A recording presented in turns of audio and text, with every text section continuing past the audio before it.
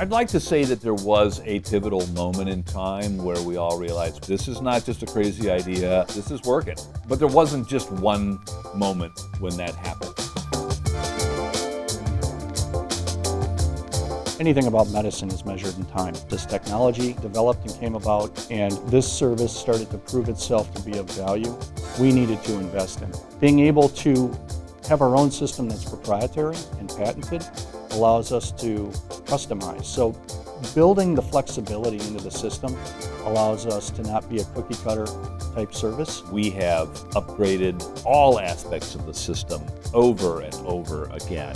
The level of automation, redundancy, and efficiencies that are built in. It's also a never-ending challenge because as there are technological advances, there are also risks and challenges that are growing, particularly around cybersecurity. Staying ahead from a cybersecurity standpoint has been a top priority. We were just this little bitty company in McHenry, Illinois, but it was a company that was making a huge impact on a lot of companies across the United States of America. It was so much easier for the sales guys to be able to go out and sell and say, look who's using this service. You know what I mean? This is a big deal. It has really exploded over the last 10 years. And what insurance carriers find attractive about Triage is that historically they've had a hard time having claims reported in a timely fashion. Statistically, as more time goes by, from the time of the injury until it's reported, that claim becomes more costly. So what Triage has really done is it's streamlined for the employers that the carrier insures. It's streamlined the reporting process for them. It's simplified it for them.